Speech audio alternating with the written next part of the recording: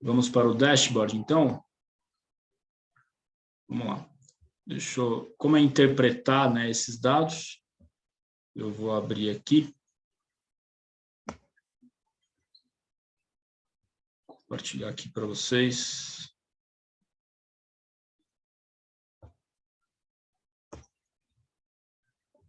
Muito bem. Estão vendo minha tela? Sim, Caio.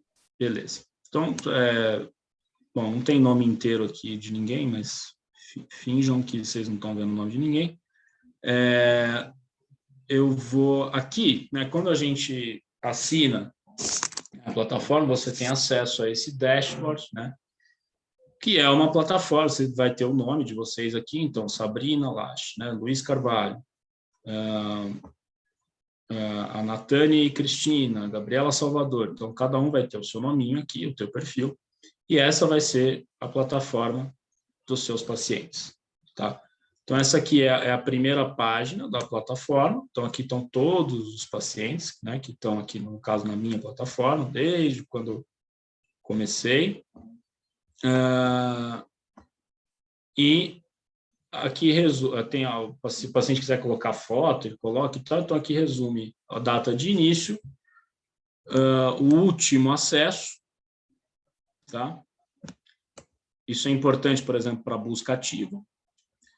E quantas sessões e quantos diários já fez. Aqui, peraí, cadê?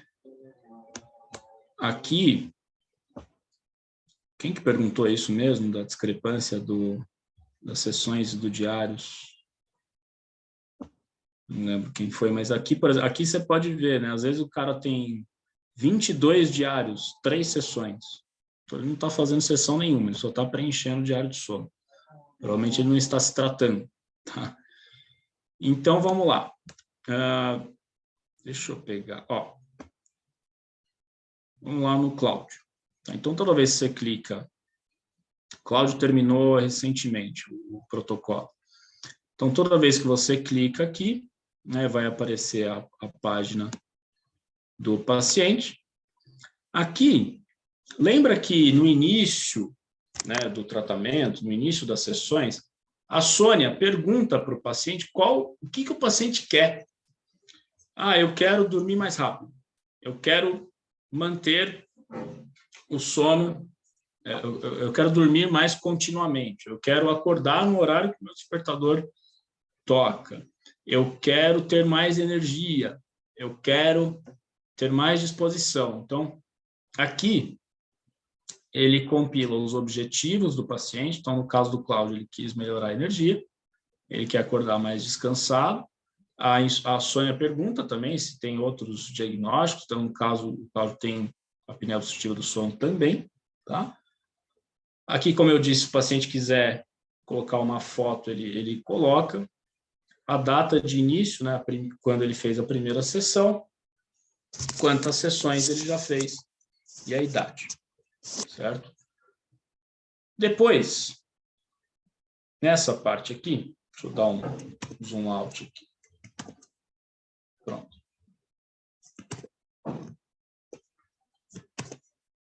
Peraí. Pronto. Então, depois, nessa parte aqui, vem as escalas, tá?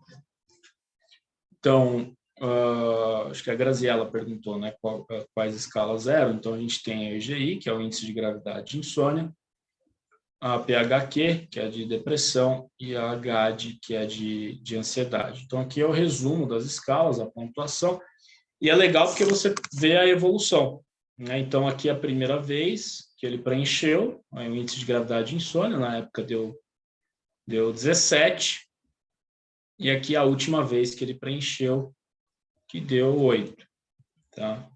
Mesma coisa de depressão e de ansiedade, né? No início do tratamento, ele estava pontuando 3, que a interpretação seria, né, um possível transtorno de depressão, e ansiedade pontuou 3 também, que seria um possível transtorno de ansiedade, e aí ao final do tratamento, para depressão ele pontuou 0, e para ansiedade ele pontuou 1.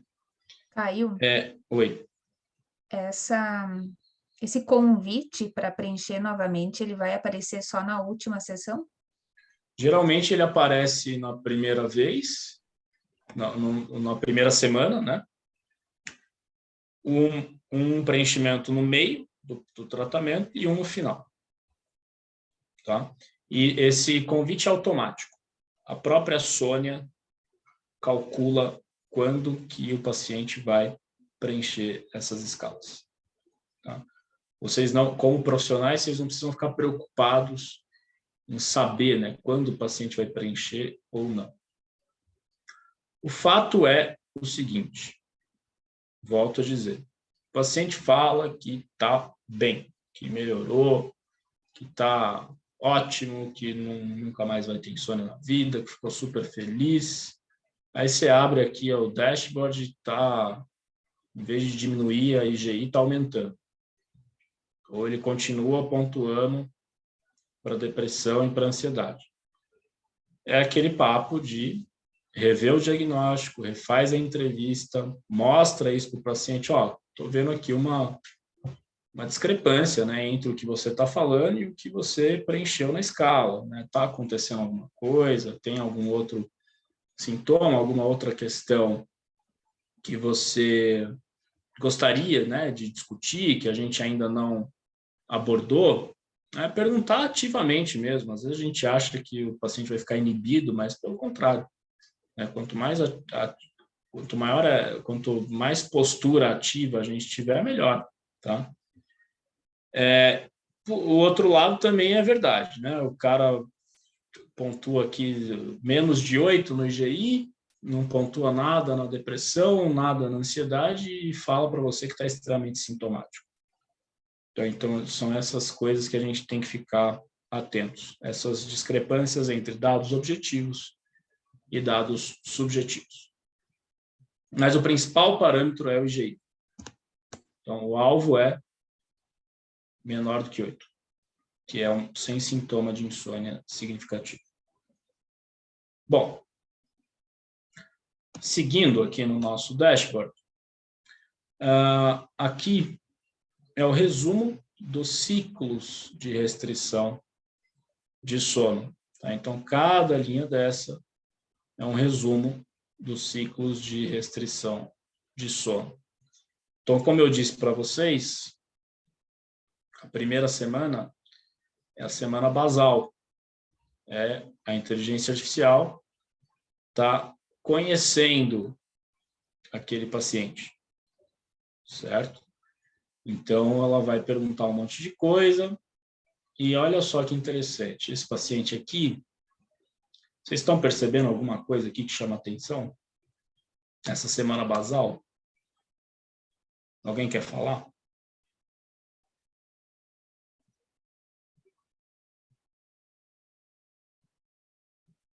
A basal é aqui, ó, do dia 6 de dezembro ao dia 12 de dezembro.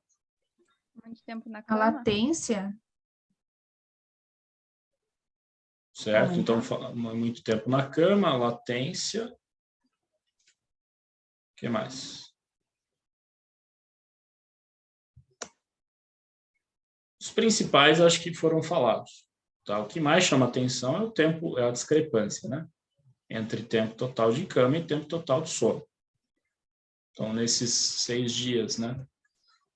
Em média, aí, um tempo total de cama de 7 horas e um tempo total de sono de 5 horas. Né? Então, ele fica aí 2 horas na cama tentando dormir, com pensamentos os mais diversos possíveis, né? Principalmente as preocupações, né? Em relação ao sono, se vai dormir, se não vai dormir, etc.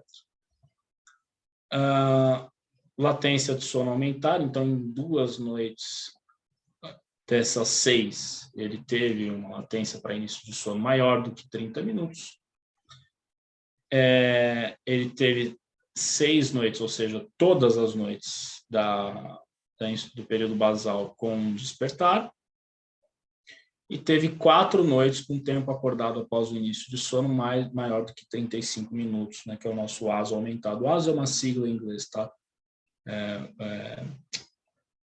Wake After Sleep Onset, né, o tempo acordado após o adormecer. Então, dá para imaginar que quando a Sônia for calcular o primeiro ciclo de restrição de sono, ela tem que ajustar o tempo de cama próximo aqui do tempo total de sono no período basal. Normalmente, como esse cálculo é feito, você pega o tempo total de sono, adiciona 30 minutos, e esse vai ser o tempo total de cama sugerido, que é o que aconteceu aqui no primeiro ciclo. Tá? Então, na segunda semana, o paciente teve um tempo total de cama sugerido de 5 horas e 20, mas, em média, ele ficou 20 minutos a mais. E continuou dormindo muito pouco. Aí a eficiência de sono fica um pouquinho baixa também. Tá? Então, aqui já dá para a gente perceber que ele estava com dificuldade para fazer restrição do sono. Bem como no segundo ciclo. Como ele não cumpriu a restrição de sono aqui, a Sônia manteve essa restrição de sono. O tempo total de cama sugerido também de 5 horas e 14. Tá? Então, manteve, né? Diferença aí de poucos minutos. Só que o paciente continuou não fazendo a restrição de sono. Ele continuou mais tempo na cama. Ah, Caio, mas aí no resumo do ciclo de restrição de sono, está falando que a eficiência de sono dele deu 91,4%. Isso não é bom? Pessoal, lembrem-se que a eficiência de sono é o tempo total de sono dividido sobre o tempo total de cama. É uma relação matemática. E para um adulto, o ideal é que seja maior ou igual a 85%. Mas jamais, em hipótese alguma, eficiência de sono maior ou igual a 85% é igual a sono de qualidade, é igual a melhora clínica de insônia. Tá?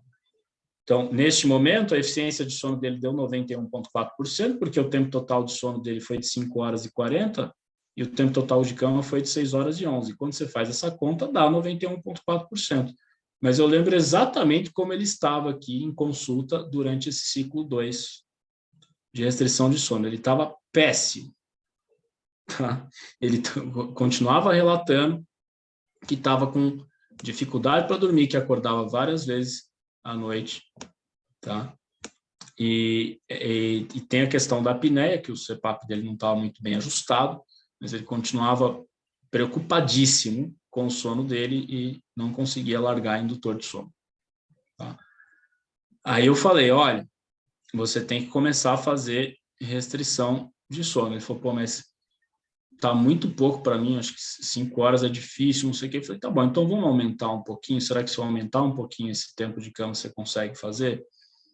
Aí eu entrei num acordo com ele, alterei um pouquinho esse tempo de cama, aí ele conseguiu começar a fazer a restrição, tá? Ele começou a respeitar mais o tempo total de cama, e aí a partir daqui, né, vocês observam que o tempo total de cama já está bem próximo do tempo total de sono, inclusive do tempo total de cama sugerido, e aí ele começou a ter uma melhora progressiva da qualidade de sono, tá? Clinicamente falando também, né? Estou falando aqui também o que ele relatava em consulta. Então, aqui, resumo dos ciclos de restrição de sono. Tá? Aqui vocês veem o resumo disso tudo. E vejam que a evolução não é linear, né? Como eu disse para vocês lá no início. O ciclo 1 durou 18 dias. Por quê? Porque ele não estava fazendo restrição. Aí a Sônia ficava mantendo o tempo total de cama sugerido. Não pode alterar. Você não pode enganar o paciente. A Sônia, até isso a Sônia faz. Ela sabe que não pode enganar o paciente. Então, se o cara não está cumprindo, ela vai manter. E aí o ciclo vai ficando cada vez mais longo, até que ele saia daquela fase em que ele não está conseguindo fazer muito bem as coisas. Por isso que é importante ter o profissional acompanhando. Tá? Muito bem. Aqui, ó, é um gráfico da eficiência de sono, do tempo de sono e do tempo de cama. Então, o tempo de cama é o azul clarinho. O tempo de sono é o azul escuro. E a eficiência de sono, que é sono sobre tempo de cama, é essa linha amarela. Qual que é a ideia? A ideia é que eles fiquem, conforme o tempo vai passando, o azul claro e o azul escuro, cada vez mais próximos. Então, o tempo de sono, idealmente, tem que ser muito próximo do tempo de cama. No começo do tratamento, olha a confusão que é o sono dos pacientes, né? Então, o tempo de sono está muito longe, né, do tempo de cama. E aí, conforme o paciente vai fazendo a restrição de sono, conforme ele vai aplicando as técnicas, conforme ele vai se dedicando, né, a manter uma rotina de sono regular, o azul escuro vai ficando cada vez mais próximo do azul claro. E a eficiência de sono vai ficando cada vez maior e mais regular. Tá bom? Esses períodos aqui em branco foram os dias que o paciente não fez sessão e nem preencheu o diário de sono. Tá? Aí o aplicativo volta da onde ele parou. Não é que ele perde aquele tratamento. O aplicativo simplesmente volta da onde ele parou. Tá? Mas fica em espaço em branco aqui porque o gráfico ele é contínuo, né? Dia após dia. Então, esse gráfico aqui é importante. Você falar para o paciente, ó, a minha ideia é que o azul escuro fique muito próximo do azul claro. Tá? E aqui? Aqui a gente consegue ver com mais detalhe, né, de forma gráfica, a rotina de sono do paciente. A linha verde é o horário que ele foi para a cama. Não é o horário que ele iniciou o sono, é o horário que ele foi para o ambiente de sono. Tá? E aqui o azul escuro é o horário em que ele saiu da cama, em que ele se levantou. Tá? Então, a ideia é que, ao longo do tratamento, essas barrinhas fiquem mais ou menos paralelas. Que isso denota aí que o paciente está com uma maior regularidade de rotina de sono. Geralmente, por que tem momentos assim que você vê essas saídas aqui de rotina? Geralmente é final de semana isso. O paciente sai um pouquinho da rotina, acaba indo dormir mais tarde, e acordando mais tarde, tá? Mas ao longo do tempo a tendência é que elas fiquem, né, cada vez mais paralelas. Seguindo aqui é outro gráfico, outro jeito da gente interpretar. Aqui no caso é a latência para início de sono e o tempo que o paciente ficou na cama antes de apagar a luz, né? Na cama, antes de apagar a luz, é cinza e latência, esse azul mais escuro. E a ideia é que a latência não passe aí de 30 minutos. Tá? Então, no caso desse paciente aqui, no início, ele tinha uma insônia inicial bem significativa e, conforme ele foi avançando no tratamento, isso diminuiu. Tá, para baixo de 30 minutos. Aqui, o tempo acordado após o início de sono, essa linha preta, para um adulto, até 30 minutos é aceitável. E em bege clarinho, cor de pele, né? Minha avó falava cor de pele, é a quantidade de despertares, e quanto maior a barrinha, maior a duração, né, desses despertares. Então, aqui à direita é a quantidade de despertar. Tá? E aqui à esquerda é a duração, no eixo vertical. Tá? Então, aqui, toda vez que o paciente preenche lá no diário de sono, às vezes que ele acordou, computa, tive um despertar, tive 2 despertares. Tá? E o tempo, quanto tempo eles duraram. Isso também é escrito lá no preenchimento do diário de sono. Caio, é normal a gente despertar à noite? É normal. Existem 2 tipos de despertar. Tem aquele micro despertar, que a gente só vê no eletroencefalograma, quando a gente vai laudar a polissonografia, que ele dura entre 3 e 15 segundos. E tem o despertar completo, que tecnicamente dura mais do que 15 segundos. Geralmente, esses microdespertares do paciente tem a menor ideia do que aconteceu, então eles nem vão aparecer no diário de sono. Agora, o despertar completo, muito provável que eles apareçam no diário de sono. É normal a gente acordar à noite. O que não é normal é acordar e demorar muito para voltar a dormir. É normal a gente acordar para fazer xixi. O que não é normal é acordar 3 vezes para fazer xixi, 4 vezes para fazer xixi. Tá? Por que eu estou falando isso para vocês? Porque às vezes o paciente bate o olho aqui nesse gráfico de despertar e fala, putz, eu não melhorei da insônia, estou acordando ainda. Mas a gente tem que ver isso dentro de um contexto. Tá, você está acordando, mas você demora para voltar a dormir? Não. Você tem alguma repercussão diurna por conta disso? Ah, também não. Então, ok, segue a vida.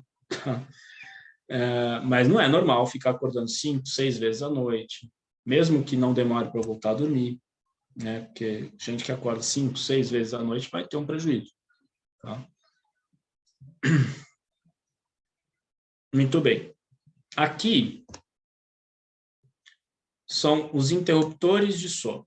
Tá? E isso tudo que eu estou falando para vocês, pessoal, são dados que são puxados do diário de sono. Tá?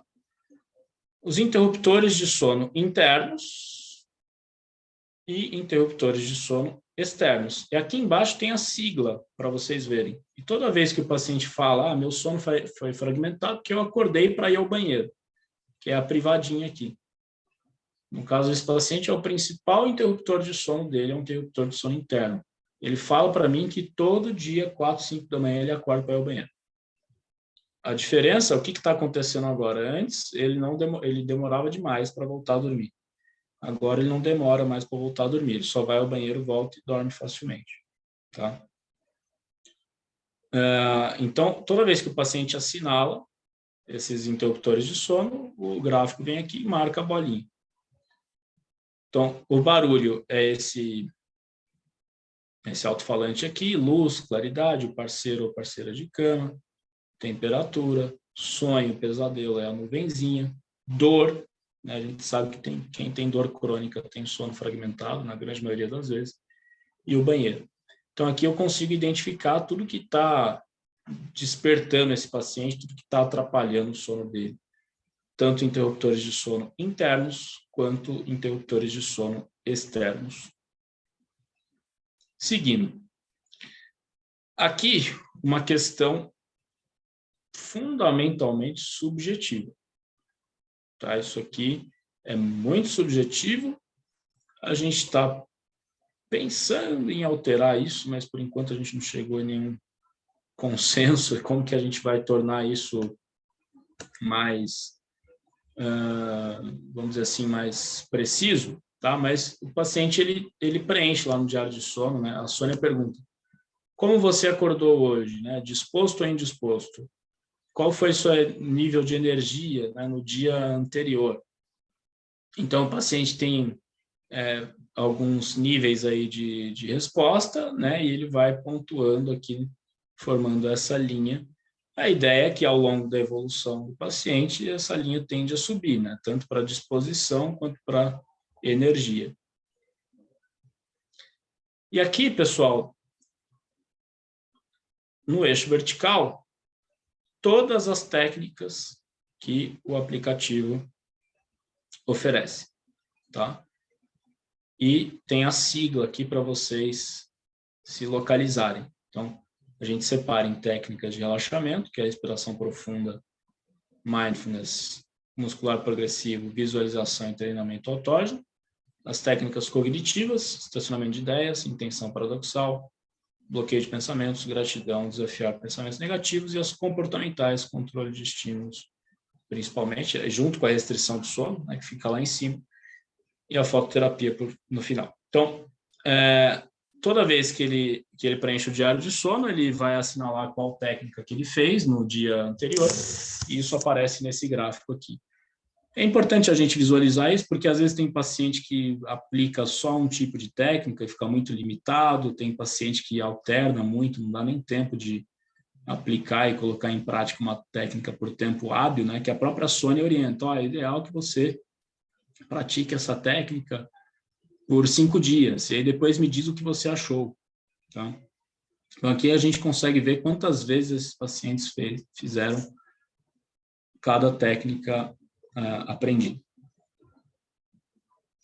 Aqui um outro gráfico sobre coisas que podem interferir aí na higiene do sono. Então, consumo de cafeína, consumo de álcool, se cochilou de dia, se praticou atividade física ou não, se fez uso de nicotina, refeição pesada, se usou remédio para dormir. Então, tudo que pode aí interferir na higiene do sono, o paciente também responde no diário de sono, e isso é computado aqui nesse gráfico. É importante esse gráfico porque a gente consegue identificar alguns hábitos que às vezes o paciente está com dificuldade de mudar, né, de eliminar, e a gente pode orientá-lo nesse sentido. E, por fim, e não menos importante, o diário de sono dia após dia. Então, aqui embaixo, no final, vocês conseguem ver cada diário de sono que o paciente preencheu dia após dia. Tá?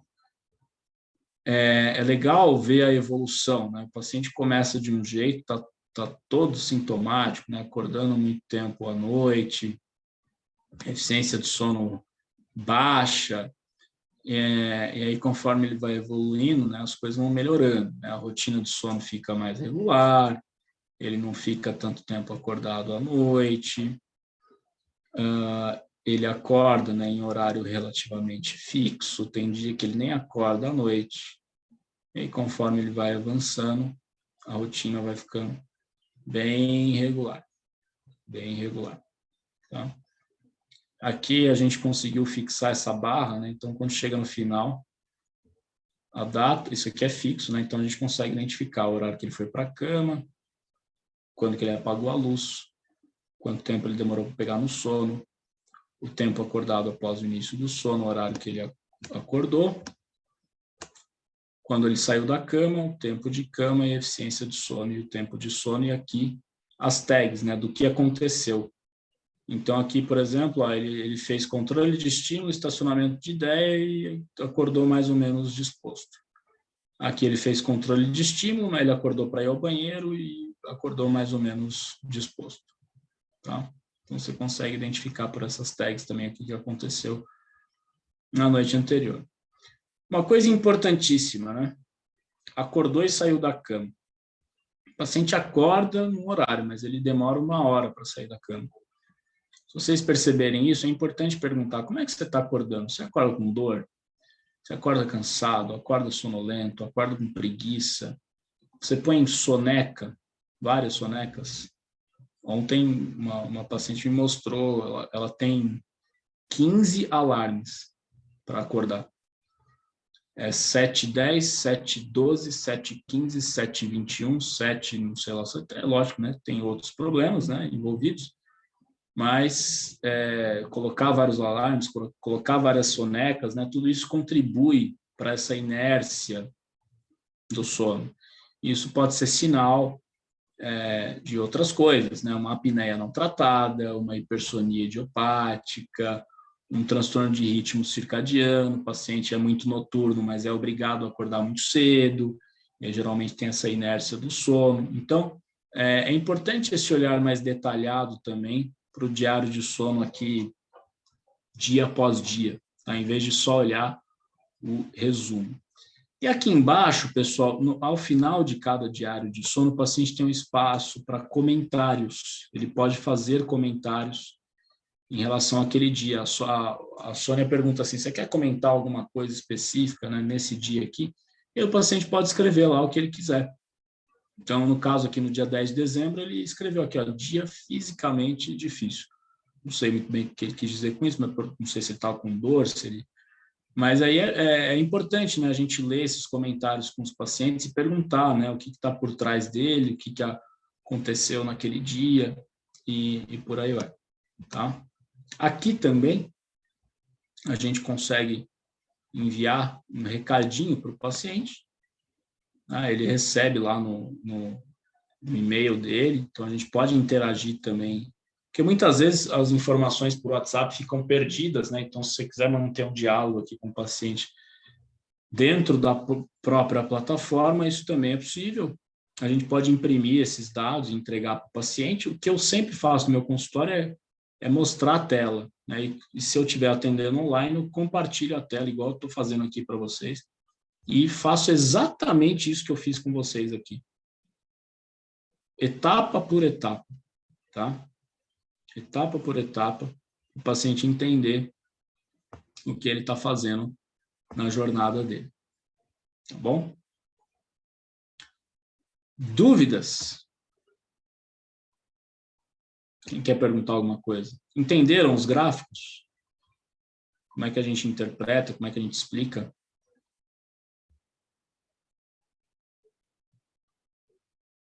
Luiz, diga. Nesse caso aí, o tratamento para a insônia vai ter reflexos também na apneia obstrutiva que o paciente tem? Sim ou não? Sim. Isso até é bem recente isso, tá, Luiz? A gente sabe que pacientes com insônia e apneia, que é o que a gente chama de COMISA, né, que é uma sigla em inglês, né? Insônia comórbida com apneia. Isso aí foi descrito a primeira vez na década de 70. Tá?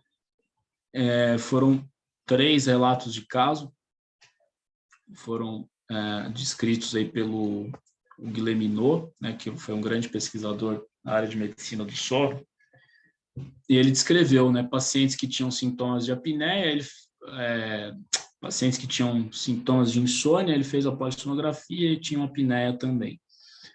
E aí esse assunto meio que caiu por terra, um tempão ninguém falou mais sobre isso. Aí lá no início dos anos 2000 começaram a vir outros estudos voltando a descrever essa situação, né, de insônia comórbida com apneia, e mais recentemente um modelo teórico aí para explicar que as duas condições estão intimamente relacionadas, tá? Por quê? Um paciente com apneia não tratada, ele vai ter muita repercussão diurna. Ele é cansado, ele é fadigado, ele não come bem, ele tem dificuldade de perder peso, ele por conta, né, da fadiga, do cansaço, ele acaba ficando muito tempo no quarto, e tudo isso vai gerar gatilhos para o desenvolvimento de uma insônia, certo? Você pega o paciente com insônia, e a gente sabe que a insônia gera aí uma fragmentação do sono, e quando eu falo de fragmentação do sono, é uma alteração de arquitetura de sono, ou seja, as proporções, né, de sono REM e de sono não REM, os ciclos, né, REM e não REM, eles não acontecem como o esperado. E a gente sabe que alterações de arquitetura de sono desestabilizam a patência aí da via aérea superior, tornando essa via aérea superior mais suscetível a eventos respiratórios. E aí veio um estudo do ano passado ou retrasado, que foi uma bomba, que a TCC para insônia melhorou o IH dos pacientes com apneia em todas as posições, supino e não supino, e em todas as fases do sono, REM e não REM. Tá, isso eu posso disponibilizar para vocês também. Nesses pacientes desse fenótipo aí que eu estou falando, insônia comórbida com apneia. Esses pacientes, e o que eu estou falando para vocês, pessoal, é algo extremamente específico, tá?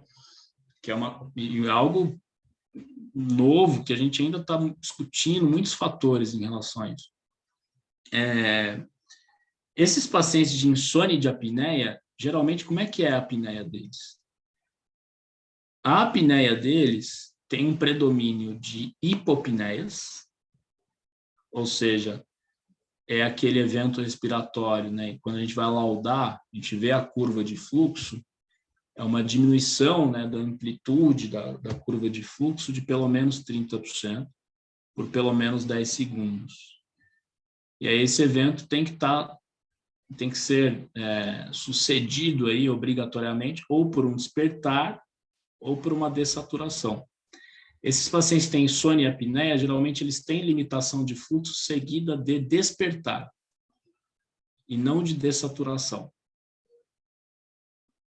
Tá? Então, geralmente são pacientes que você vai ver a curva de saturação, ela quase não oscila. Paciente com insônia e apneia, você vai fazer uma oximetria do tipo 4, às vezes você nem detecta. Por quê? A hipopneia seguida de despertar, a oximetria tipo 4 detecta? Não. Então, se você tiver um fenótipo desse, a oximetria tipo 4 vai dar um resultado falso negativo. Tá? Mas, assim, isso que eu estou falando é extremamente específico. Então, não precisam ficar preocupados com isso, mas é a situação que acontece. Então, paciente que tem insônia e apneia, cuidado com a oximetria tipo 4. Tá? Mas sim, né, respondendo a sua pergunta, a TCC para insônia é importante para a regularização da arquitetura do sono, estabilizando a via aérea superior, né, e protegendo a via aérea superior dos eventos respiratórios, principalmente para esse fenótipo aí que eu falei, de insônia e apneia. Tá?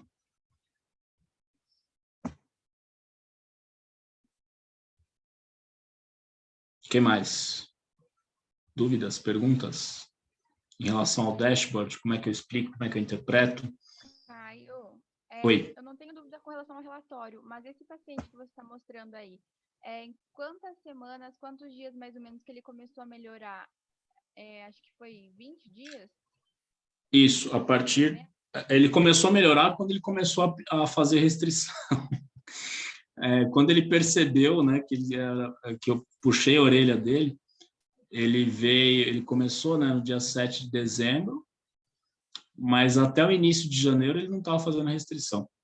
Ele voltou comigo no início do ano, eu dei um puxão de orelha nele, aí a partir da segunda semana ele começou a melhorar. Tá? Segunda semana de restrição.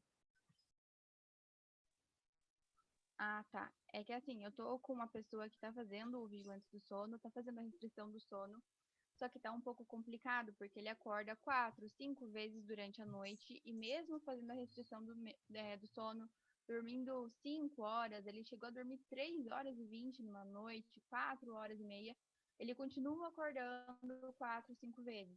E aí, ele colocava lá naqueles comentários, tá colocando ainda, ali nos comentários que fica lá embaixo, já tô esquecendo palavras que eu não tô lembrando de palavras, minha, como é que é? Performance física caiu para mais de 50%, ele começou a colocar várias reclamações lá, né? Então fica um pouco complicado, tipo, saber como que a gente vai falar assim, é assim mesmo o tratamento, tipo assim, a gente tem que ficar reforçando isso, né? Para o paciente, às vezes, é uma coisa complicada passar por esse processo, né? A gente tem que ficar Sim. reforçando, eu acredito, né? É o Sim. planejado, é o previsto. Mas faz mais ou menos 12 dias que ele está fazendo. Então, eu acredito que ainda vai melhorar. Sim, com certeza, 12 dias é muito pouco ainda. Ainda está nessa janela aí de que é um momento mais difícil mesmo, que ele fica mais cansado, que ele fica mais fadigado. Mas tem uma outra questão nesse caso aí, Stephanie, que além da importância, né, do reforço,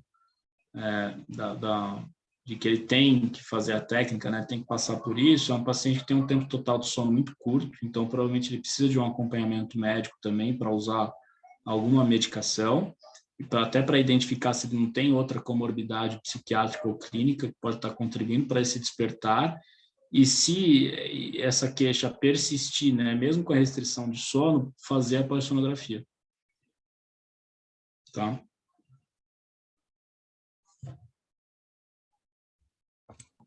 Caio, Agora o tempo dele tá aumentando para 6 horas e meia, daí a eficiência do sono tá melhor. Só que aí eu preciso conversar com ele para ver se ele tá sentindo os mesmos sintomas, né?